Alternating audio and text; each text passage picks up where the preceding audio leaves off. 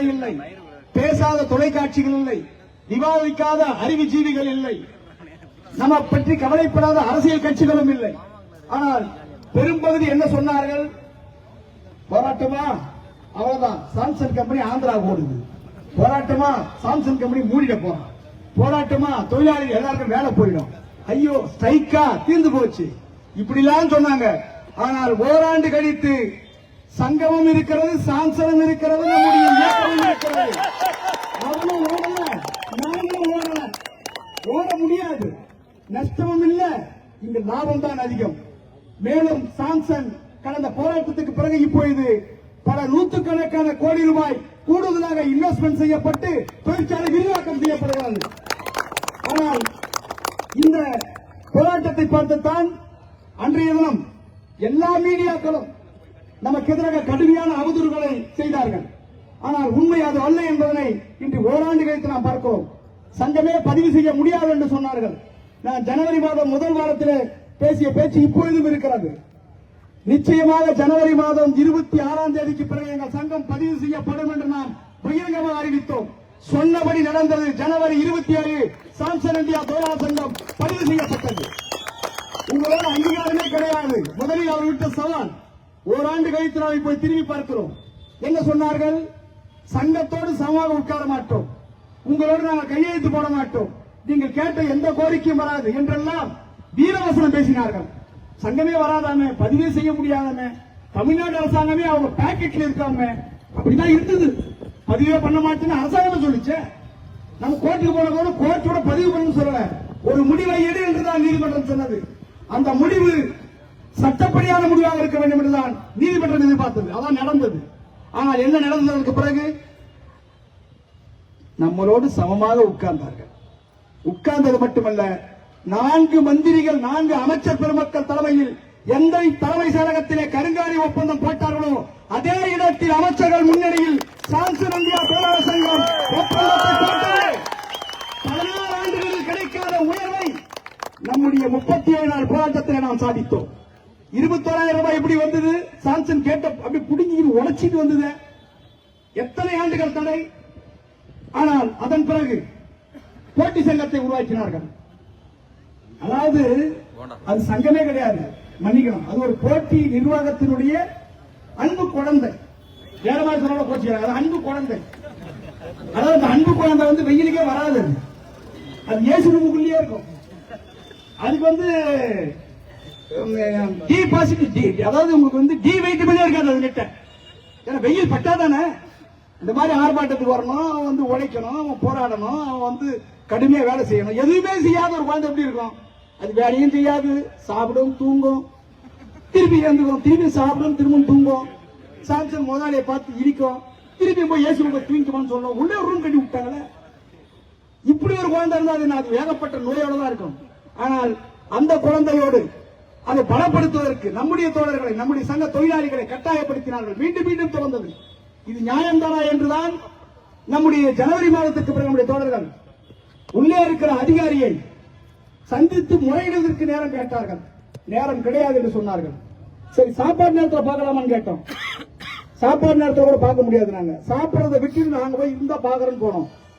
31ஆம் தேதி, சரியாக ஜனவரி மாதம் 31ஆம் தேதி சாப்பாட்டு நேரத்தில் போனவர்களை பிறகு ஒரு வாரம் வைத்து நாங்கள் தகவல் சொல்கிறோம் என்று சொன்னார்கள். சரி என்று நம்முடைய தோழர்கள் வேலைக்கு போய்விட்டார்கள். இதில் எங்க தப்பு நடந்தது? என்ன குற்றம் செய்தார்கள்? என்ன ப்ரொடக்ஷன் நடத்தணுமா? ஸ்ட்ரைக் நடந்ததா? நிர்வாகத்துக்கு எதிராக கழகம் செய்தோமா? தன் அதிகாரியை பார்ப்பதற்கு ஒரு நிறுவனத்துக்குள்ளே உரிமை இருக்கிறதா என்பதா நம்முடைய கேள்வி. முடியாது என்று சொன்னாலும் வந்துட்டோம். ஆனா அடுத்து என்ன பண்றாங்க? 3ஆம் தேதி ராத்திரி, பிப்ரவரி மாசம் முதல்ல நம்ம தோழர் சஸ்பென்ஷன். திருப்பி 3ஆம் தேதி முடிஞ்சு 4ஆம் தேதி அதிகாலையில மோகன்ராஜுக்கு சஸ்பென்ஷன். அதற்கு பிறகு இன்னொருத்தருக்கு எல்லாம் வரிசையா தேவன் வரிசையா வந்துட்டே இருக்குது. இது என்ன நியாயம் போய் கேட்கறது உட்கார்ந்தா? அந்த போராட்டம் தான் அடுத்து 31 நாள் நீடித்தது. அந்த போராட்டத்தில் என்ன நடந்தது? கிட்டத்தட்ட 16 நாட்களுக்கு மேலாக நம்முடைய தோழர்கள் உள்ளே இருந்தார்கள். தமிழகத்தில் தொழிற்சங்க இயக்கத்தில் ஒரு தொழிற்சாலைக்குள் 700க்கும் மேற்பட்ட தொழிலாளிகள் வெயில், பனி, அவங்க சாப்பிட்டா கக்குஸ் போக முடியாது, அவங்க சாப்பிடறதுக்கு உரிய சாப்பாடு கிடையாது, தண்ணி கிடையாது, மழக்க வந்தா மாத்திரை கொடுக்க முடியாது. கிட்டத்தட்ட இயற்கையாகவே ஒரு கடுமையான அடக்குமுறையை சாம்சங் நிர்வாகம் தொழிற்சாலைக்குள்ளே நம் மீது மிகப்பெரிய ஒரு தடியடியை நடத்தியது. ஆனாலும் தோழர்கள் வழக்கம் வந்தாலும் விழுவோக தவிர சரணடைய மாட்டோம். தாயை பார்க்கவிட்டாலும் தாரத்தை பார்க்கவிட்டாலும் குடும்பத்தை பார்க்காவிட்டாலும் எங்கள் உரிமைக்காக நாங்கள் நிற்போம் என்று ஆலைக்குள்ளே எல்லா விதமான பிரசித்தர்களுக்கும் ஆட்படாமல் இருந்தவர்கள் சாம்சங் தொழிலாளி வர்க்கம். வெளியே மட்டுமல்ல, ஆலைக்குள்ளேயும் போராடுவதற்கான கட்டுப்பாட்டை உலகத்துக்கு பறைசாற்றியது சாம்சங் தொழிலாளர் வர்க்கத்துடைய அந்த போராட்டம். 16 நாட்கள் மேனேஜ்மெண்ட் கதறிட்டீங்க. கடைசியா என்ன சொன்னீங்க? சஸ்பென்ஷன். எதுக்காக சஸ்பென்ஷன்? போராட்டத்தை நாங்கள் திரும்ப பெறுகிறோம், சஸ்பென்ஷன் நீங்க திரும்ப பெறுங்க சொல்லி பேசுவதற்காக எங்கள் பொதுச் செயலாளர் நாங்க உள்ள வர முடியாது. பொதுச் செயலாளர் உள்ள இருக்காரு தொழிலாளிகள் போராட்டத்தோட. அவர் வெளியே கூப்பிட்டு சொல்லி அனுப்புன்னு சொன்னாங்க. வந்தாரு, சொன்னாரு, உள்ள போன உள்ள விடல. அப்புறம் அவரு சஸ்பென்ஷன், வரிசையா பாலாய சஸ்பென்ஷன். சஸ்பென்ஷன் பண்றீங்களா? ஏதாவது குற்றச்சாட்டு உண்டா? அந்த குற்றச்சாட்டுக்கு சாட்சி உண்டா? அந்த குற்றச்சாட்டை கடந்த 6 மாத காலமாக நிரூபிக்க முடியாத அளவிற்கு படு கேவலமான ஒரு குற்றச்சாட்டை சுமத்திய வரலாறு தான் சாம்சனுக்கு என்று ஏற்பட்டிருக்கிறது. இன்னைக்கு ப்ரூவ் பண்ண முடியலையே. எங்கே உற்பத்தி நிறுத்தப்பட்டது? எங்கே டிவி வரது நின்று போச்சு? எந்த குற்றச்சாட்டு நிரூபிக்கப்படவில்லை. இன்னும் சொல்ல போனால் குற்றச்சாட்டை கொடுத்தவனே இப்போது தொழிற்சாலைக்குள்ளே இல்லை. ரிசர்வ் போயிட்டாரு, மேனேஜ்மெண்ட் விசாரணைக்கு வா கேட்ட என்ன சொல்றது? விசாரணை இப்ப எங்களால பேஸ் பண்ண முடியும். ஏன் நம்ம தோழர்கள் 25 பேர் விசாரணையை பேஸ் பண்ண முடியும். என்ன காரணம்? கேள்வி கேட்கிறார்கள். ஆமா, முடங்கி போவதற்கு நாங்கள் ஒன்றும் மேனேஜ்மெண்டோட பணிக்குழு கிடையாது. கேள்வி கேட்பதற்காகவே பிறந்தான் சாம்சங் இந்தியா தொழிலாளர் சங்கம். கேட்கிற கேள்விக்கு உங்களால் பதில் சொல்ல முடியவில்லை. விசாரணை அதிகாரி சொன்னாரு, என்னால ஒண்ணுமே முடியலங்க, நாங்க எப்படிதான் பேஸ் பண்றது? சரி, நீங்க எல்லாரும் உள்ள விட்டு போகணும். உள்ள விட மாட்டோம். எதுக்கு உள்ள விட மாட்டேன்? நீங்க பணியிடை நீக்கம்னா என்ன? நாங்க சாட்சி அழிச்சிடுவோமா? ஏன்னா வன்முறை நடந்ததா? எதற்காக நம்முடைய தலைவர்கள் வெளியே இருக்க வேண்டும்? என்ன காரணம்? எந்த காரணமும் கிடையாது. ஆகவேத்தான் நான் சொல்கிறோம், நீங்க உள்ள விடுங்க, தொழில் அமைதி வேணும். இன்னைக்கு நாங்க நல்ல ப்ரொடக்ஷன் கொடுக்கிறோம் தொழிற்சாலைக்குள்ள. ஆனா நிர்வாகம் கவலையே படல. சம்பளத்தை கொடுத்தாச்சு, திரும்ப பழைய மாதிரி ஆரம்பிக்கிறாங்க. நீங்க ட்ராலி தெல்லுங்க, சீனியர் எம்ப்ளாயை கூப்பிட்டு நீங்க ஜூனியர் புதுசா ஒரு போஸ்டிங் கொடுத்து அவங்க கீழே போய் வேலை செய்யுங்க. அவங்க புதுசா வராங்க. அது வர்றாங்க பார்த்தா பரிதாபமா இருக்குது. அவன் ஏதோ ரொட்டி கம்பெனி தந்த மாதிரிக்கிறான். புதுசா ஒருத்தர் வந்துருக்காரு. அவர் சொன்னாராம், பெரிய ஆளு, அந்த கம்பெனி இந்த கம்பெனி. அப்புறம் நேரா பார்த்தாதான் தெரியுது. பரிதாபத்துக்குரியவர். நாங்க எல்லாரையும் பார்த்தவதான். ஸ்ட்ரைக் பிரேக்னு ஒருத்தர் வந்தார் பாஸ்கர் போராட்டத்தில். கடைசி அவர் தான் பிரேக் ஆனார், ஸ்ட்ரைக் பிரேக் ஆகல. நீங்க எவ்வளவு பெரிய ஆள் வந்தாலும் சரி, சாம்சங் தொழிற்சங்கத்தினுடைய டிசிப்ளின் முன்னால், கட்டுப்பாட்டின் முன்னால் உங்களால் ஒருபோதும் இருக்க முடியாது. எனவே சாம்சங் நிர்வாகம் ஏன் இந்த 20 இப்ப 2 பேர் கூடி போச்சு. ஒரு குறிப்பிட்ட வேலையை செய்வான்னு சொன்னா எதுக்கு செய்யணும்னு கேட்டாங்க, சஸ்பென்ஷன். குற்றச்சாட்டு கிடையாது. என்ன நியாயம்? இந்த அநியாயம் எங்கே நடக்கும்? ஆனால் நாம் போராடவில்லை. இப்ப நாம தொழில் தகவல் அனுப்பிடுறோம். நீங்க 3 மாசம் தீபாவளி போனஸ் தரணும். நீங்க சீக்கிரமா என்னுடைய 27 பேரை உள்ள எடுத்துக்கணும். விசாரணை தான் நடத்தீங்க. எத்தனை மாசம் நடத்தீங்க, எத்தனை வருஷம் நடத்தீங்க?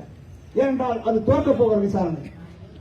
தோற்க போகிற விசாரணை பார்த்து நாங்கள் பீதி அடைய வேண்டிய அவசியம் இல்லை. ஆனால் சாம்சங் நிர்வாகம் ஏன் பயந்து கொண்டிருக்கிறது? நீங்க தான் உலகத்தில் 78 நாட்டில் தொழிற்சாலை வச்சிருக்கிறவங்களாச்சே. உங்க பின்னாடி தான் தமிழ்நாட்டினுடைய அரசாங்கமே இருக்குது. உங்க பின்னாடி மத்திய பாஜக அரசாங்கம் இருக்குது. நீங்க சொன்னா எதுவும் நடக்குமே. ஏன் உங்ககிட்ட தமிழ்நாட்டு போலீஸ் மட்டுமல்ல, நம்ம மாவட்ட போலீஸ் உங்ககிட்ட தான் இருக்குது. கேட் கூட்டம் போட்டா வராதுன்னு சொன்னா போலீஸ் சொல்லும். ஏன் சொன்னா இப்பதான் சமீபத்தில் பாத்தீங்கன்னா மாவட்ட காவல்துறை ஊண்டாய்க்கு போலீஸ், அது தமிழ்நாடு போலீஸ் இல்ல, ஊண்டாய் போலீஸ்.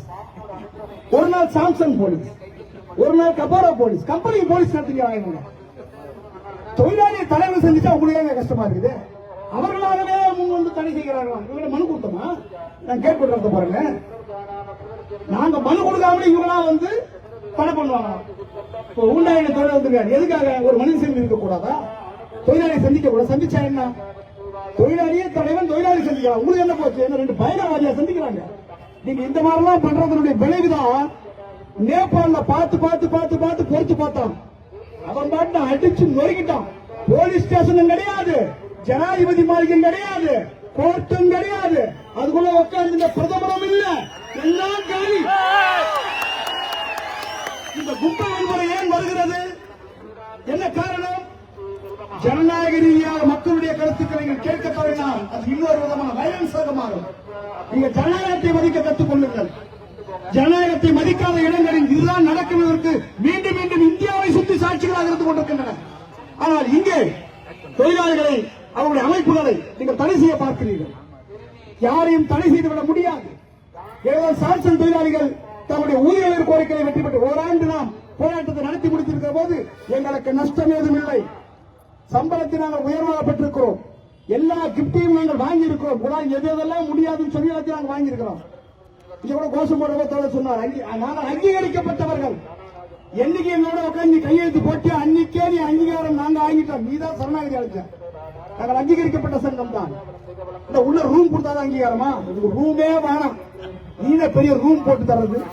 நாங்க பெரிய ரூம் சந்தோஷத்தை எடுக்க போறோம். இங்கே ஒரு ஆபீஸ் தரங்க சுகாதாரத்திலேயே. அதோட கம்பெனிக்குள்ள ரூம் எல்லாம் ஆபீஸ். சொந்தமா சொந்த பணத்துல தொழிலாளி ஆபீஸ் நடத்துறாங்க. அதுதான் ஆபீஸ். அது எங்களால் எடுத்துக்கொள்ள முடியும். அங்கீகாரம் என்பது தொழிலாளிகள் தர வேண்டும் ஒரு சங்கத்திற்கு. அந்த அங்கீகாரத்தை சிஐடிஓ சாம்சன் இந்தியா தொழிலாளர் சங்கம் தொழிலாளி முன்னால் இன்றைக்கு அங்கீகாரத்தை பெற்றிருக்கிறது. அதனுடைய அறுவடைதான். அவர்கள் யார் யாரெல்லாம் கமிட்டி என்று சொன்னார்களோ அந்த கமிட்டி என்கிற நிறுவனம் உருவாக்கிய அந்த மலை படிப்படியாக சரிந்து கொண்டே இருக்கிறது. அங்கே இருந்து தொழிலாளிகள் வந்து கொண்டே இருக்கிறார்கள். சாம்சன் இந்தியா தொழிலாளர் சங்கம் உயர்ந்து கொண்டே இருக்கிறது. இந்த உயர்வை பார்த்து அவர்களால் தினசரி பாவம் கண்ணீர் வரல, பிறந்த ஆரம்பிச்சிட்டாங்க. இப்ப நம்ம காதல ஹெட்போன் போட்டு சில பேர் பின்னாடி போவான். யாருக்கிட்ட பேசனா தெரியாது. கையாட்டுவான், காலாட்டுவான், மூக்காட்டுவான். அவனா போய் என்னடா ஆச்சு அவனுக்கு பார்த்தா எங்கேயோ பேசிக்கிறான் அர்த்தம். இப்ப சாம்சங் தொழிற்சாலைக்குள் பல பேர் ஹெட்போன் இல்லாமலேயே பேசிக் கொண்டிருக்கிற நிர்வாக அதிகாரிகள் எங்கேயே பேசிக் கொண்டிருக்கிறாங்க. நடக்க போகுது, என்ன நடக்க போகுது, என்ன நடக்க போகுது, ஒண்ணும் நடக்காது. எங்க 27 பேரை உள்ள விட்டா உங்களுக்கு எங்களை பார்த்து பயப்படுறேன். அப்ப என்ன அர்த்தம்? 1600க்கும் மேற்பட்ட தொழிலாளிகளின் தலைவர்கள் 27 பேரும் மகத்தான போராளிகள் என்பதை நிர்வாகம் அச்சமடைந்திருக்கிறது.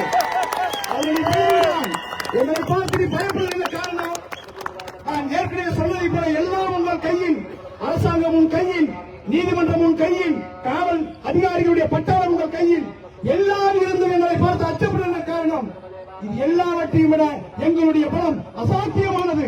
அதனால் எங்களை பார்த்து பயப்படுகிறீர்கள். உள்ள உட வேண்டியதானே? நாங்க என்ன பண்ணிடுவோம்? டிவி தான் பண்ணுவோம், கம்ப்ரஸர் தானே பண்ணுவோம், ஏசி தானே பண்ணுவோம். வேற என்ன பண்ணுவோம்? உள்ள வந்து வேற ஒண்ணும் பண்ண போறது இல்லையா? ஐயோ நீ வரவே வேணாம், முழு சம்பளம் கொடுத்துறாங்க. என்ன வேடிக்கைனா 27ல 25 பேரு சம்பளத்தோட சங்கம் வேலை செஞ்சிருக்கிறாங்க. பரவாயில்ல, சாம்சனுக்கு எங்களுடைய வாழ்த்துக்கள். நாங்க அந்த கேஸ்ல ஜெயிப்போம். விசாரணை முடிச்சாலும் ஜெயிப்போம், விசாரணை முடிக்கனாலும் நாங்க ஜெயிப்போம். உள்ள வருவோம். நீங்களா விட்டா அது உங்களுக்கு நல்லது, இல்லனா நாங்களா வருவோம். எங்களை பத்தி நாங்க எதையும் சொல்லி செய்யறதில்லை, சொல்லாம செய்வோம். செஞ்சமே மார்ச் மாசம் 7ஆம் தேதி நாள் குறித்தோமே 27 பேரை போலவே நாங்கள் அத்தனை பேரை வெளியே அனுப்புவோம் என்று சாம்சன் நிர்வாகம் முடிவெடுத்த போது மன்னிப்பு கடிதம் எழுதி கொடுத்தால் நான் உள்ளே, இல்லை என்றால் வேலை இல்லை என்று சொன்னார்களே. நாங்கள் சொன்னோம் மன்னிப்பு கடிதமா? தமிழில் எங்களுக்கு பிடிக்காத வார்த்தை என்று ஏற்கனவே நாங்கள் சொல்லியிருக்கிறோம். நாங்கள் மன்னிப்பு கேட்க மாட்டோம். லேபர் டிபார்ட்மெண்ட் சொன்னது நாங்கள் பேச்சுவார்த்தைக்கு வெளியே இருக்கிறோம் என்று சொன்னது முதல் முறையாக அவருடைய வரலாற்றில். அமைச்சர் சொன்னார் சாம்சனுக்கும் தொழிற்சங்கத்துக்கும் அந்த போராட்டத்தை எங்களால் சமாதானப்படுத்த முடியவில்லை, நாங்கள் வெளியே இருக்கிறோம் என்று சொன்னார்கள். நீங்களாச்சு அவங்களாச்சு சொன்னாங்க. சபாஸ், பார்த்துக் கொள்கிறோம். நாள் குறித்தது சாம்சன் இந்தியா தொழிலாளர் சங்கம் சவுந்தரராஜன் சிறப்பு தலைவர் தலைமையில் எங்களுடைய தலைமையில் நாங்கள் இருவரும் இந்த தொழிலாளி தலைவராகி ஃபேக்டரிக்கு வந்தோமே. வா கதை நீ மூன்றையா தரகிறேன் பார்ப்பேன். வேலையே இல்லை என்று சொன்ன சாம்சன் நிர்வாகம் படிப்படியாக நான் எடுத்துக்கொள்கிற ஆவணத்தை பெற்ற பிறகுதான் சாம்சங் தொழிலாளிகள் அந்த போராட்டத்தை கைவிட்டார்கள். பிறகு உள்ளே போயிருக்கிறோம். எப்படி போகணும்? உள்ள 27 பேர் என்ன பண்ணாங்களோ அதான இவங்க பண்ணாங்க. இவங்க எல்லாம் உள்ளே இருக்கிறாங்கன்னா இவங்க உள்ளதானே இருக்கணும். ஏன் இவங்க மட்டும் வெளியே இருக்கணும்? என்ன காரணம்? சாம்சங் நிர்வாகம் தன் தவறை திருத்திக் கொள்ள வேண்டும். எங்களுக்கு உள்ளே வர தெரியும். நாங்கள் சொல்லுவது ஒன்றுதான், எங்களிடம் பிடிக்கப்பட்டிருக்கிற 8 நாள் சம்பளத்தை நீங்கள் தர வேண்டும், தர வேண்டும் என்று நாங்கள் வழக்கை பதிவு செய்திருக்கிறோம். பதில் சொல்லுடா. போன கன்சிடரேஷன் சொல்லிடுறோம், நீ பதில் சொல்லு. அப்பாவி 2 பேர் வந்தாங்க. அவங்க அப்பாவி, அதாவது அந்த பக்கத்துல சில அப்பாவிகள் இருப்பாங்க, அல்ல பாவிகள் நிறைய இருப்பாங்க, அது வேற. அப்பாவிகள் இருப்பாங்க. அவங்க பதில் கேட்டா உன் பேரெல்லாம் சொல்ல விரும்பல. நம்ம லேபர் டிபார்ட்மெண்ட் வந்தது ஒரு 4 நாளைக்கு நான் பேச்சுவார்த்தை. 8 நாள் சம்பளம் என்ன சார்? சஸ்பென்ஷன் தான் சார். பதில் சொல்லு சார். அவங்க பார்த்தாங்க இதெல்லாம் ஏற்றுக்கிற பதில் முடியாண்டாங்க. நீ பேச மாட்டேன்ற. ஏன் சார் பேச மாட்டேற? ஏன் சார் பேச மாட்டா? இப்படி ஒரு அப்பாவிகள் அமைச்சு வச்சுக்கிறாங்க. அவங்க பண்ணுவாங்க. சரி சார், செல்போனை வெளியே இருந்து பேசுவாங்க சார். இல்ல சார், தொடர்பு எல்லைக்கு வெளியே இருக்கிறாங்க. போன் போலையா? அடுத்த முறை பதில் தரேன்ட்டாங்க. 8 நாள் சம்பளம் நீங்க கொடுத்ததான் ஆக வேண்டும். ஏன் தெரியுமா? சட்டத்துக்கு விரோதமான வேலை நிறுத்தத்தை செய்தால் மட்டும்தான் 8 நாள் சம்பளத்தை பிடிக்க முடியும். நாங்கள் செய்தது சட்டப்பூர்வமான வேலை நிறுத்தம். இன்று எவனை இந்த ஸ்ட்ரைக்க இல்லீகல் ஸ்ட்ரைக் என்ற நீதிமன்றம் சொல்ல. ஆனா சாசன தனக்கே ஒரு தீர்ப்பை கொடுக்கிறது. சட்டவிரோத ஸ்ட்ரைக். உங்களுக்கு எப்ப நீதிபதி எங்க கொடுத்தாங்க? மேடத்துக்கு அண்ணன் பார்த்திபன் எச்ஆருக்கு எப்ப நீதிபதி போஸ்டிங் கொடுத்தாங்க? நீங்களே ஜட்ஜ்மெண்ட் எழுதுறீங்க. எங்க சம்பளத்தை எங்களுக்காக நீங்க பிடிக்க முடியும்? அதையும் திரும்ப தரணும். இல்லைன்னா நாங்க ஃபைனோட வாங்கறது முடிவு எடுத்துக்கிறோம். அது மட்டுமல்ல, மகிழ்ச்சியான செய்தி, நாங்கள் அந்த வழக்கை போடுகிற போது வழக்கை பதில் சொல்லித்தான் ஆக வேண்டும். எங்கள் பணத்தை திருப்பி தர வேண்டும் என்பது அது சட்டத்தின் விதி. அப்படி கொடுக்கிற போது 8 நாள் அல்ல, அது சட்டபூர்வமான ஸ்ட்ரைக் என்கிற முறையில் 37 நாள் சம்பளத்தை தர வேண்டிய நாங்கள் பேசுவது வார்த்தை அல்ல, விதி. நாங்கள் பேசுவது வசனம் அல்ல, சட்டத்தின் நீதி. நாங்க நினைச்சோம் விட்டுலான்ட்டு. அவங்க 8 நாள் சம்பளத்தை எப்ப பிடிச்சியோ அவனை அதை வாங்குற போது அதுக்கு ஒரு காரணம் சொல்லணும். இது சட்டவிரோத ஸ்ட்ரைக் தீர்ப்பு தான் அதை கொடுப்பான். கொடுக்கிற போது ஸ்ட்ரைக் இல்லீகல்னா சட்டத்தின்படி சம்பளத்தையும் கொடுத்து ஆகணும். எங்க தப்பிச்சுக்குவேன். இதெல்லாம் சரியா கைட் பண்ணலாம். அவங்க ஒரு 50 வக்கீல் மேலே வச்சுக்கிறாங்க. அது எல்லா வக்கீலும் பிப்பாங்கிற மாதிரி வருது. எவ்வளவு வாங்கணுமோ அவரை வாங்கி முடிவு எடுக்கலாம். ஒழுங்காவே ஐடியா கொடுக்க மாட்டாங்க. தட்டி வைக்கிறாங்க. சொல்ல வேணாம் இல்லங்க, இது சம்பளம் முடிச்சா நீங்க திருப்பி கொடுக்க வேண்டியது இருக்கும். இதை கொடுத்தீங்கன்னா 37 சம்பளத்தையும் கொடுக்க வேண்டியது இருக்கும். பெருந்தன்மையான வக்கீல் சொல்லணும் இல்ல. தப்பு தப்பா கைட் பண்றாங்க. இவங்களும் அவங்க பேசிக்கிட்டு ஆடுறாங்க. இது சாம்சன். நேற்று இரவு காலையில நம்முடைய தொழிலாளத்துறை அமைச்சர் மாண்புமிகு லேபர் மினிஸ்டர்கிட்ட பேசணும். அவரை பொறுத்தவரையில் இந்த பிரச்சனை தீர வேண்டும் என்று நினைக்கிறார். அவர் சொன்னார், நாங்கள் தலைமை மட்டத்தில் பேசுகிறோம். அவர் சொன்ன வார்த்தை, நான் தலைமை மட்டத்தில் பேசுகிறேன். அதாவது அரசியல் தலைமை மட்டத்தில். அண்ணே பாசிட்டிவா பதில் சொல்றேன். இந்த வார்த்தையை வச்சுக்கிறேன். அண்ணே பாசிட்டிவா பதில் சொல்றேன். அவருக்கு தெரியும் நம்ம நெகட்டிவா பேச முடியாது. ஏன்னா நாமளே நெகட்டிவ் தான். நெகட்டிவ் கிட்ட போயிட்டு நீங்க பாசிட்டிவ் பண்ணதான் செட் ஆகும். பாசிட்டிவ் நெகட்டிவ் சேர்ந்தாதான் கரண்டே வரும். 2 பேரும் சேர்ந்தாதான் ஒரு உடன்பாடு வரும். அமைச்சர் அவர் பாசிட்டிவா சொல்லியிருக்காரு. சொன்னா நல்லது. நம்முடைய தமிழ்நாடு முதலமைச்சர் கார்ல் மார்க்ஸ், மாமேதை கார்ல் மார்க்ஸ் சிறையின் முன்னால் சில நாட்களுக்கு முன்னால் போயிட்டு அவர் அஞ்சலி தெரிவிச்சிருக்கார். உண்மையிலே மரியாதைக்குரியதுதான்.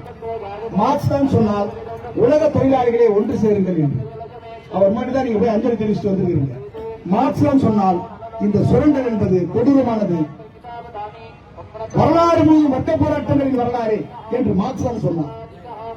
அவர் முன்னால் அஞ்சலி தெரிவித்த தமிழக முதலமைச்சரை பார்த்து நாங்கள் கேட்டு வருகிறோம். நாங்கள் நடத்துவதை காரணம் மார்க்ஸ் தெளிவுபடுத்திய வர்க்க போராட்டத்தை தான் சாம்சன் தொழிலாளர்கள் நடத்தி கொண்டிருக்கிறார். இந்த போராட்டத்தை அடக்க நினைக்காதீர்கள்.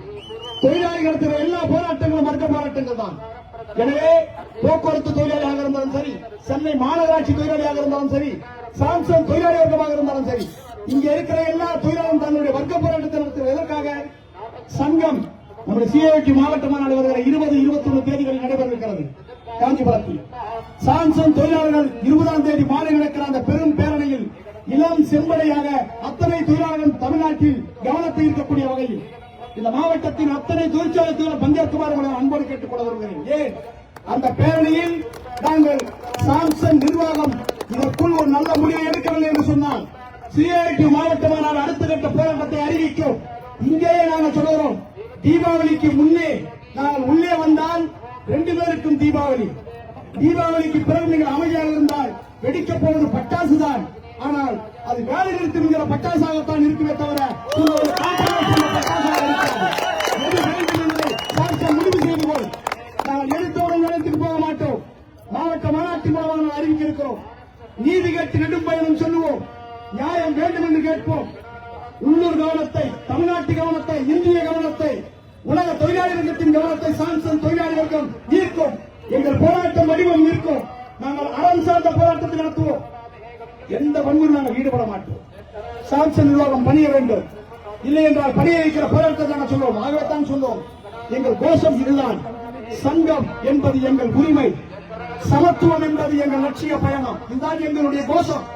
சங்கம் என்பது என்னுடைய ரைட், யூனியன் மை ரைட். அதை நீங்கள் முடியாது என்று சொல்ல முடியாது, யாரும் சொல்ல முடியாது. எங்கள் லட்சியம் என்ன? சமத்துவம். எல்லாரும் சமத்துவம், லாபத்தில கூட சமத்துவம். என் லாபத்தை எடுத்துக்கொள்ள முடியாது. சம்பளத்தை சமமாக உட்கார்ந்து பேச வேண்டும். ஆனா இதெல்லாம் பேசுற போது கம்பெனிக்குள்ள சில நல்ல பேர்லாம் வந்திருக்காங்களா? ஒரு அன்புக்குரிய நண்பர் Ramesh Baba, CM, chief manager.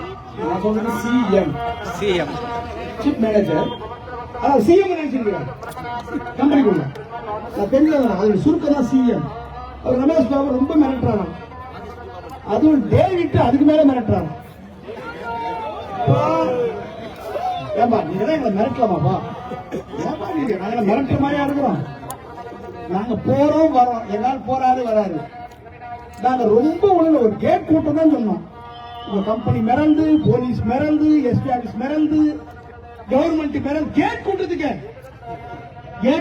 மிரண்டுறீங்களே, நீங்க போய் என்ன மிரட்டலாமா? திருப்பி நாங்க மிரட்ட ஆரம்பிச்சா அது நல்லதா? அது வேணாம். தொழிலாளிகளை மிரட்டுவது, அச்சுறுத்துவதை தயவு செய்து நிர்வாகம் கைவிட வேண்டும். தொழிலாளர்கள் சிஐடியு சட்டத்துக்கு உட்படுத்தக்கூடிய போராட்டத்தை நடத்துகிறது. கடுமையான விலைவாசி உயர்வு, எப்படி வாழ முடியும்? நாங்க 3 மாசம் சம்பளத்தை போனஸா கேட்டுக்கிறோம். அவங்க என்ன சொன்னாங்கன்னா 240% பேசிக் அப்படின்னாங்க. நான் கூட 1 வருஷமா இந்த கணக்கு போட்டு பார்த்தேன். நம்மால் வேற பயங்கர பில்டப் போல இந்த தொழிற்சாலைகளிலேயே எங்கேயுமே 240% சட்டத்திலேயே 20% தான் சொல்றான். இவன் உலகமாக திறனா இருப்பான் போது 240% சாம்சங் மேனேஜ்மெண்ட். சரி பேச்சுவார்த்தை வந்தாங்க. சார் இந்த 240% விளக்கம் சொல்லு சார். யார் நம்ம 3 வந்தா இருப்பார் அப்பா. அவர் தான் சொன்னார் தெரியுமா?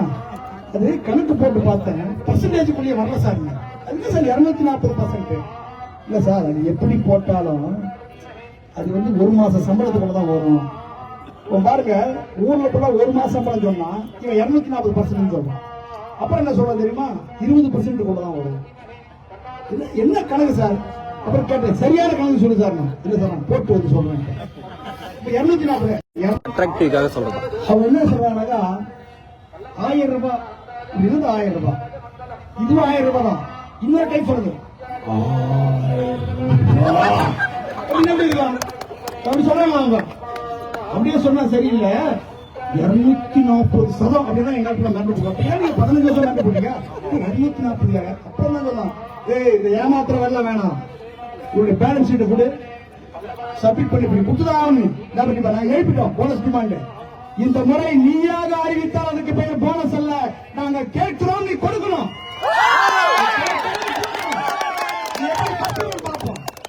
240 அல்ல, போனஸ் சட்டம் சொல்லுகிறது. லாபகரமான ஒரு நிறுவனம் அதிகபட்சம் 20% ஒரு வருடத்தினுடைய மொத்த சம்பளத்தில் போனஸாக தர வேண்டும். மேலும் எங்கள் இயக்கம் வலுவான இயக்கம் என்று சொன்னால் எஸ்கிரேசியா கருணைத்துறையாக சேர்த்தும் தர வேண்டும். நீ மாட்டேன்னு சொல்ல வச்சுக்கா, கொடுக்கறத வாங்கி நாங்க கேஸ் போட்டோம். கேஸ் நடக்கும், போனஸும் பயணிட்டு போடுவோம். சம்மதமா? இவங்க போட்டு இப்ப சொல்லிக்கிறாங்க. என்ன பண்றதுன்னு தெரியல. இன்னும் நிம்மதியாவே இல்லையா ஒரு 3 நாள் இல்லங்கன்னு கேட்டா அவங்க 3 மாசம் போனஸ் கேட்கறாங்க. அதையும் கொடுக்கணும்.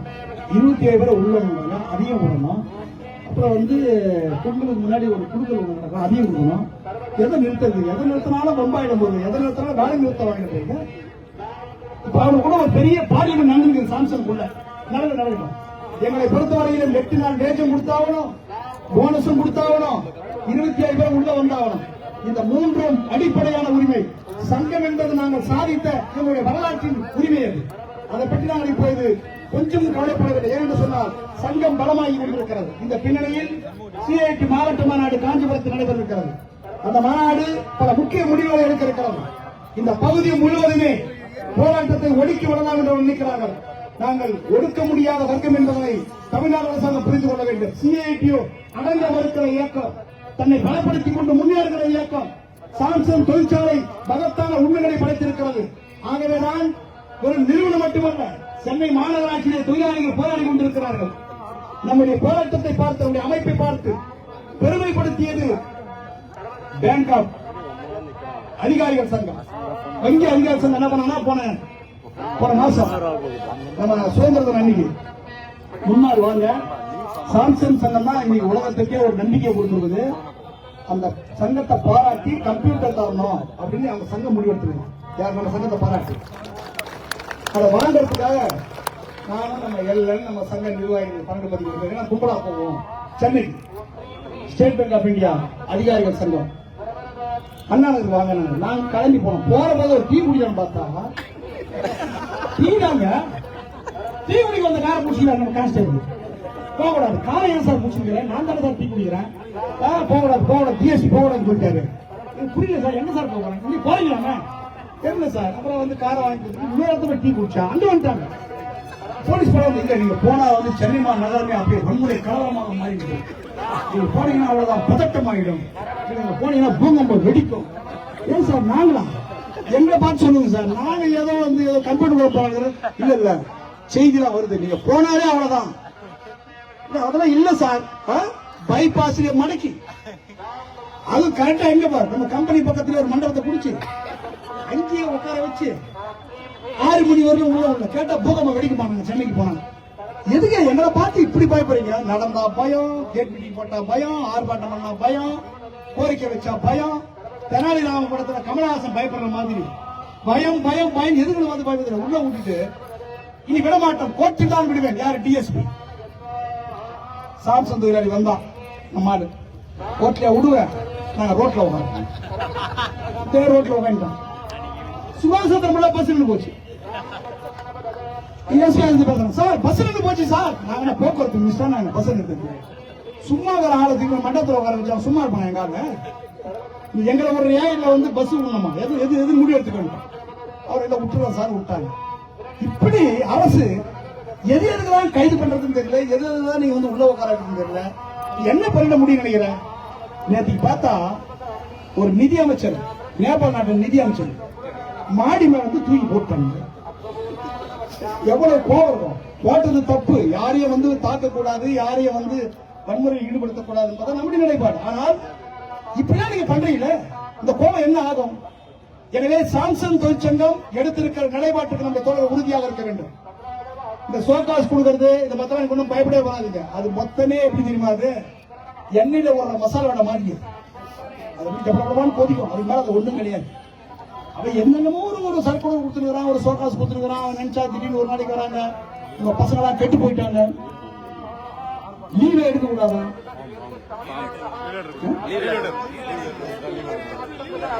லீவ் எடுத்துக்க ஒரு ஃபார்ம் லீவு கொடுத்துட்டேன். சிஎல் எடுத்துக்கோ, இஎல் எடுத்துக்கோ, பிஎல் எடுத்துக்கோ, எல்லாம் இங்கிலீஷ்ல இருக்குது. எஸ்எல் சிஎல் பிஎல் எல்லாம் எடுங்க, நான் ஃபார்ம் கொடு. சரி லீவ் கொடுத்தா ரிஜெக்ட் ஆகுது. என்னன்னு கேட்டாங்க, எப்படி போலாம் கல்யாணத்துக்கு? கூப்பிட்டா அப்புறம் போக மாட்டானயா? அதான் லீவு. உடம்பு சரியில்லைன்னா அவசரமா எடுத்துக்கு பேர் தான் வந்து சிக் லீவு, அவசரமா எடுத்து பேர் தான் சிஎல் கேஷுவல் லீவு. இதுல நீங்க வந்து எடுக்கக்கூடாது எடுக்காம இருப்பாங்க. லீவு பெரும் பிரச்சனையாக இருக்கிறது. ஆக இப்ப உள்ள வந்து என்ன பண்றாங்க, ஒரு 1200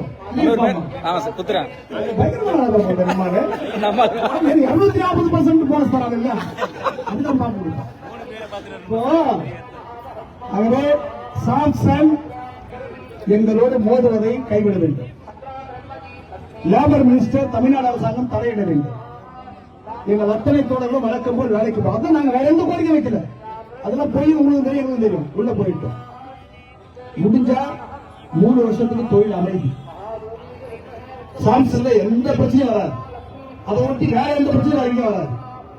அப்படி இல்லைன்னா சிஐடி மாநாட்டில் ஒரு பிரமாண்டமான இயக்கத்தை சிஐடி மாவட்ட குழு மாநாடு அறிவிக்கும். அந்த பேரணியில் 20 இருக்கிற பேரணியில் அது மட்டுமல்ல, நாங்கள் சட்டவிரோதம் சாம்சங் தொழிற்சாலையில் சட்டத்துக்கு விரோதமாக என்னென்ன குற்றங்கள் செய்திருக்கிறது என்ற ஆதாரத்தை சிஐடி இப்போது கையில் வைத்திருக்கிறது. நாங்கள் வெளியிட வேண்டியிருக்கோம். நான் பேச இந்த மேல கொடுக்கப்பட்டிருக்கிற சார்ஜஸ் கொஞ்சம் லட்சம் கிடையாது. அந்த சார்ஜஸ் வெளியே விட்டு வச்சுங்க. டயர்ல ஊசி குத்துற மாதிரி பஞ்சர் ஆயிரம் டயர் வெளியிடலாமா? வெளியில நினைக்கிறீங்க நீங்க? எங்களிடம் எல்லா ஆதாரத்தோடு பேசுகிறோம். நீங்கள் சிஐடியோடு மோதி பார்க்க வேண்டும் என்று விரும்பினால் தோல்வி உங்களுக்காக இருக்குமே தவிர வெற்றி எங்களுக்காகத்தான் இருக்கும். 27 பேர் உள்ள வந்தால் நல்லது. இல்லை என்றால் சாம்சங் நிறுவனம் சட்டத்துக்கு விரோதமாக தொழிற்சாலை எப்படி நடந்தது என்கிற அனைத்து விவரங்களை நாங்கள் வெளியிட வேண்டியிருக்கும். வெறும் ப்ரொடக்ஷன் மட்டும் கிடையாது, இன்னும் எக்ஸெட்ரா எக்ஸெட்ரா எக்ஸெட்ரா நிறைய சொன்னா ரொம்ப கஷ்டமா இருக்கும். ஆனால் சாம்சங் நிர்வாகம் தன்னை திருத்திக் கொள்ள வேண்டும் என்று நாங்கள் கேட்டுக்கொள்ள விரும்புகிறோம். சிஐடியு தமிழ் மாநில மகாநாடு கோயம்புத்தூரில் நடத்த இருக்கிறது. நவம்பர் மாதத்தில் அந்த முதல் வாரத்தில் நடக்கக்கூடிய பேரணி ஒட்டுமொத்த தொழிற்சங்க இயக்கத்துக்கு நம்பியிருக்கக்கூடிய ஒரு பெரும் பேரணியாக இருக்கும். இந்த ஆர்ப்பாட்டத்தினுடைய முடிவாக நான் சொல்ல விரும்புகிறேன். சஸ்பென்ஷன் முழுவதும் வாபஸ் வாங்க. எங்கள் தோழர்கள் அத்தனை பேரும் வேலைக்கு வர வேண்டும். விசாரணையை திரும்ப பெற வேண்டும். தொழிற்சாலைக்குள்ளே தொழிலாளிகளை அச்சுறுத்துற அத்தனை நடவடிக்கைகளும் கைவிடப்பட வேண்டும். எங்களிடம் பிடிக்கப்பட்ட ஏன் பிட்பாக்கெட் அடிக்கப்பட்ட எங்களுடைய சம்பளம் திரும்பி எங்கள் பாக்கெட்டுக்கு வர வேண்டும். நாங்கள் வேலை நிறுத்தம் என்பது சட்டப்பூர்வமான வேலை நிறுத்தம். அந்த 37 நாள் வேலை நிறுத்தத்துக்கான பணத்தையும் நீங்கள் திருப்பி தர வேண்டும். இவை முழுவதும் நீங்கள் திருப்பி தர வேண்டும் என்பது சட்டம் சொல்கிறது. இதெல்லாம் காம்ப்ரமைஸ் கிடையாது. இதெல்லாம் நியாயமாக நீங்கள் லேபர் துறை முன்னாள் தொழிலாளர் துறை முன்னாள் நாங்கள் தொடுத்திருக்கிற வழக்கு இதையெல்லாம் நீங்கள் முன்கூட்டியே புரிந்து கொண்டு காம்ப்ரமைஸ் வாங்க. இல்லைன்னு வச்சுங்க நாங்க இன்னொரு கேஸும் போட்டுக்கிறோம். அதாவது 2RA கேஸ். உங்களுடைய நிறுவனத்தினுடைய கொரியன்ல இருந்து அப்புறம் A B C D E எல்லாமே வரிசையா ஃபைனல் ரிப்போர்ட் போட்டு ட்ரிபியூனல் சொல்லிட்டோம். போன பேச்சுவார்த்தையில நீ அங்க வந்து நிக்க வேண்டியது இருக்கும். கூப்பிட்டாங்க ரொம்ப அசிங்கமாயிடும். வழக்கு வேண்டாம் என்றால் வழக்கு எதுவுமே வேண்டாம். நீங்க நான் சமாதானம் ஆயிடணும். சங்கம் தொழிலாளிகளை பாதுகாக்கும். சங்கம் சாம்சங் நிறுவனத்தையும் பாதுகாக்கும். எனவே சாம்சங் நிறுவனம் ஒன்றும் கவலைப்பட வேண்டாம். மிக விரைவில் இந்த அதிகாரிகள் இந்த பிரச்சனை உருவாக்கி கொண்டு போனால் பல அதிகாரிகள் தொழிற்சாலை விட்டு போக வேண்டியிருக்க தவிர நாங்கள் போக மாட்டோம். சாம்சங் தொழிற்சாலைக்குள்ள நிற்கும். சாம்சங் தொழிற்சாலையில் மட்டுமல்ல எல்லா இடங்களிலும் சாம்சங் தொழிலாளர்கள் தான் இன்றைக்கு தமிழ்நாட்டுக்கு மட்டுமல்ல இந்தியாவிற்கு ஏன் உலகத்திற்கு இன்றைக்கு சாம்சங் ட்ரேட் யூனியன் மூவ்மெண்ட் தொழிற்சங்க இயக்கத்திற்கு ஒரு சிறப்பு நட்சத்திரமாக அந்த சாதனை படைத்த நம்முடைய தோழர் அத்தனை பேரையும் சிஐடி பாராட்டுகிறது. சங்கமாய் உறுதியாய் நிற்போம். சரித்திரம் படைப்போம். நம்முடைய சங்கம் என்ற அடிப்படை உரிமையை பாதுகாப்போம். தொழிற்சாலைக்கு உள்ளே மட்டுமல்ல சம்பளம் பெற்றிருப்பதை போல சங்கம் பதிவை பெற்றிருப்பதை போல அத்தனை பேர் நம்முடைய தலைவர்கள் உள்ளே வருவார்கள். காலத்தை தூக்கி வைத்துக் கொண்டு இப்போது போட்டுக் கொண்டிருக்கிற வெள்ளை சட்டைகள்ல நீல சட்டையோடு எல்லாம் நம்முடைய தலைவர் உள்ளே நாங்களே உள்ளே அழைத்து வருவோம். நாங்கள் இல்லாமல் சாம்சங் இல்லை. நிர்வாகமே புரிந்து கொள். எங்கள் தோழர்களை வெளியே வைத்துவிட்டு சாம்சங் கதவுகள் நீண்ட காலத்திற்கு மூடிக்கொள்ள முடியாது. ஏனென்று சொன்னால் கதவை திறந்து உள்ளே வருகிற ஆற்றல் எங்களுக்கு உண்டு. எங்களை பார்த்து எந்த அளவுக்கு பயம் இருக்குன்னா சாம்சங் லோகமே தூக்கி சொக்காவில் இருந்து இதை விட்டா பயம் வேற எதுவும் வர முடியும். சாம்சங் ஏன்னா சாம்சங் தெரியக்கூடாது. அது பேர் என்ன? SIEL. அது என்ன? அது சாம்சங் எலக்ட்ரானிக் லிமிடெட். அது எதுக்காக நீங்க சுருக்குறீங்க? வெளிய தெரிஞ்சிர கூடாது. அப்படின்னா சாம்சங் பிராண்ட் வர மாத்திடுவீங்களா? எதையும் மாற்ற முடியாது சார். சாம்சங்ங்கிறது உங்களை விட நாங்களும் அதிகம் உடம்பு பண்ணிக்கிறோம். உலகம் ஃபுல்லா எங்க போராட்டம் தான் எல்லா வீட்டுக்குள்ளேயும் போயிடுச்சு சாம்சங். அதாவது டிவி போய்க்குதோ இல்லையோ பிரிட்ஜ் போயிருந்தோ இல்லையோ சாம்சங் போராட்டம் எல்லா குடிக்கும் போயிடுச்சு. எங்க போராட்டம் சாம்சங் போராட்டம் தலைவராங்க. நல்ல பசங்க பாவங்க அருமையா போராடி ஜெயிச்சிட்டாங்க பாவங்க. யாரு வயசான கைவில இருந்து பெரியவங்க இருந்து இளைஞர்கள் இருந்து எங்க போராடும் போற இடம் ஃபுல்லா சாம்சங் தொழிலாளிகள் பெரும் நட்சத்திரமா வழங்குறாங்க. அந்த அளவுக்கு ஒரு விளம்பரத்தை நாங்கள் கொடுத்திருக்கிறோம். சாம்சங் தொழிலாளிகள் வேலையும் செய்வார்கள், நீதிக்காக போராடவும் செய்வார்கள் என்பதுதான் சாம்சங் ஹிஸ்டரி என்று சொல்லி இந்த ஆர்ப்பாட்டத்திலே கலந்து கொண்டிருக்கிற அத்தனை தொழிலும் பாராட்டி நாம் கோரிக்கையை தெளிவாக சொல்லிவிட்டோம். இது பேசுறதுக்காக தான் கேட் மீட்டிங் சொன்னோம். என்ன தெரியுமா, நம்ம சில நல்ல வளர்க்குறாங்க காவல்துறையில. நம்ம அந்த கம்பெனி அங்க போனா அங்க போனா ஒரு 1 கிலோமீட்டர் போனாங்க. அப்படி போவோம் கழனி கார்லாம் வரும். அங்க நீங்க இருப்பீங்க, நாங்க இருப்போம், கைதி இருக்கும், ஏறி யாருக்கு மாட்டோம். காவல்துறை என்ன சொன்னா, அப்படிலாம் போராட்டம் பண்ணா தெரியாதுப்பா, எங்க அனுமதியோட அதே தூரம் தான் இந்த பக்கம் வந்துரு, நல்ல ரோடு போற மாதிரி பஸ் ஜனங்களாம் பார்க்கட்டும், மீடியாலாம் பார்க்கட்டும், நல்ல விளம்பரத்தோட பண்ணுங்கன்னு நமக்கு இந்த ஆர்ப்பாட்டத்தை அனுமதி கொடுத்து நடத்தி கொடுத்த மாவட்ட காவல்துறைக்கு 3 முறை நன்றி நன்றி நன்றி. ஊண்டாய் பொறுத்தாருக்குள்ள ஊண்டாய் எழுதி வருது, இவனும் கொடியன் அவனும் கொடியன். அவன் என்ன பண்றான் தெரியுமா, 2400 நம்மால் வந்து 1407 பேர் அங்க ஒரு சொம்பு உருவாக்கி வச்சுக்கிறான். இங்கேயாவது சின்ன சொம்பு, அந்த பெரிய சொம்பு திருப்பதி மாதிரி இருக்குது, பெரிய சொம்பு, அந்த சொம்பை வச்சுக்கிட்டு உருட்டிக்கிட்டே இருக்கான். ஒப்பந்தம் போட போறோம், ஒப்பந்தம் போட போறோம், ஒப்பந்தம் போட சொல்லிட்டேன். நீ ஒப்பந்தம் போட்டாதான் அங்க இருக்கிற ஹூண்டாய் சிஐடி HMI தொழிற்சங்கத்தோடும் 2வது ஒப்பந்தத்தை நீ போட வேண்டி வரும். ஹூண்டாய்க்குள்ள சங்கத்தை தவிர்த்து ஒரு அமைப்பை இனி நடத்த முடியாது. ஜேபி சொன்னதுதான் ஹூண்டாய் மேல கொண்டு போலீஸ் ஸ்டேஷன் போயிருக்காங்க. கரூர் போலீஸ் ஸ்டேஷன் போய் இன்ஸ்பெக்டர் நின்று கேட் மீட்டிங் நடத்த விடாதீங்க சார், சரி நடத்தல, மனித சேவை நடத்தல. இன்னைக்கு 1000க்கும் மேற்பட்ட தொழிலாளிகள் உணவு புறக்கணிப்பு போராட்டத்தை ஆணைக்குள்ளே நாம் துவக்கி இருக்கிறோம். முடியாது என்றால் எங்கள் போராட்டம் ஆணைக்குள்ளே வெடிக்கும். ஏனென்றால் போராடுகிறவன் எங்கிருந்தாலும் போராடுவான், அவன் ரோட்டுக்கு வந்தா போற அவசியமே கிடையாது. இப்ப ஹூண்டாயில வந்து நீங்க வந்து துரோக ஒப்பந்தத்தை போடாம இருக்கிற சங்கத்தோடு நீங்க பேசணும். அவங்க சொல்றாங்க சாம்சன் மாதிரி இங்கே ஜெயிச்சுடுவாங்க போங்க. ஆமா, எங்களுக்கு தெரிஞ்சது போல வெற்றி தான் சார், எங்களுக்கு தெரிஞ்சது ஒப்பந்தம் தான். கோர்ட்ல ஒரு கேஸ் போட்டுக்கிறோம். ஹூண்டாயில வந்து யார் பெரும்பான்மை என்பதை நீதிமன்ற வாக்கெடுப்பு நடத்தி தீர்மானிக்க வேண்டும் என்று மேனேஜ்மெண்ட் வரவே மாட்டாங்க. NSKங்கிற ஒரு நிறுவனத்துல இதே மாதிரி 2 வருஷமா விட்டுருந்தாங்க மேனேஜ்மெண்ட். அங்க நம்ம சங்கம் ஒரு வழக்கு போட்டது, INTCயா CIT INTCயா நம்ம லேபர் டிபார்ட்மெண்ட் பொதுவாக கிட்டத்தட்ட கன்சல்டன்ட் ஆபீசர் ஆயிட்டாங்க எல்லாருமே. லேபர் டிபார்ட்மெண்ட்ல எல்லா அதிகாரியும் அறிவிக்கப்படாத முதலாளிகளின் சட்ட ஆலோசகர்கள் அவங்களாம் ஆலோசனை கொடுத்துருக்காங்க. தொழிற்சங்கத்தை எப்படி காலி பண்றது, எப்படி சொந்த சங்கத்தை உருவாக்குறது, எப்படி வந்து பிரச்சனையை காய போடுறது. லேபர் டிபார்ட்மெண்ட் எங்களுக்கு ஆதரவு நடந்துக்கிறாங்க. நீங்க 1-2 நல்ல அதிகாரிகள் இருக்கிறீங்க. ஆனா அங்க என்ன பண்றாங்கன்னாக்கா சொல்லி கடைசியா கோர்ட்டுக்கு போய் பெரும்பான்மை பார்த்தா NSKவின் பெரும்பான்மை CIT தான் என்று இன்னைக்கு அறிவிக்கப்பட்டிருக்கு. எங்க நாங்க சிறுபான்மை மேனேஜ்மெண்ட் உருவாக பெரும்பான்மை அவன் ஹூண்டாயில் நாங்கள் வெற்றி பெறுவோம். ஹூண்டாய் மட்டுமல்ல, இந்த மாவட்டத்தில் இருக்கிற 2000 தொழிற்சாலைகளில் நாங்கள் முடிவெடுத்திருக்கிறோம். CIT எல்லா ஆலைகளிலும் இப்போது சீரான வளர்ச்சி நோக்கி CIT முன்னேறுகிறது. எங்கள் அடுத்த கட்ட நடவடிக்கை பாய்ச்சலாக முன்னேற்றம். எல்லா ஆலைகளிலும் CIT, ஒரு ஆலைக்கு ஒரு ஆலை CIT உருவாக்கும். எல்லா இடங்களிலும் சங்கமாக சேருவோம். எனவே சரித்திரம் படைக்கிற இந்த போராட்டத்திற்கு சாம்சன் கம்பீரமாக மணிமகுடம் சூட்டணும் என்று சொல்லி எல்லா இடங்களிலும் நம்முடைய வெற்றி பாதையை நிலைநாட்டுவோம் என்று கேட்டு இந்த ஆர்ப்பாட்டத்தை முடித்து வைக்கிறேன். நன்றி, வணக்கம். நம்முடைய அன்பு தலைவர் சவுந்தரராஜன் அவர்கள் இந்த போராட்டத்துக்கு வரணும் தான் 2 பேரும் முடிவெடுத்தோம். தொடர்ச்சியான தூக்கமின்மை, அதன் காரணமாக உடல் சோர்வு, அதனால வந்து என்னால இன்னைக்கு வர முடியலங்கிறத சொல்லி ஆரம்பிக்கிறேன். நிச்சயமாக அடுத்த ஒரு நிகழ்வு வருகிற போது நாம் பங்கேற்போம். எனவே நம்முடைய போராட்டத்தை சோசியல் மீடியாவில் எல்லாரும் விளம்பரம் பண்ணுங்க. நம்முடைய பாட்டை விளம்பரப்படுத்துங்க, நம்முடைய லோகோவை விளம்பரப்படுத்துங்க, நம்முடைய முழக்கத்தை விளம்பரப்படுத்துங்க.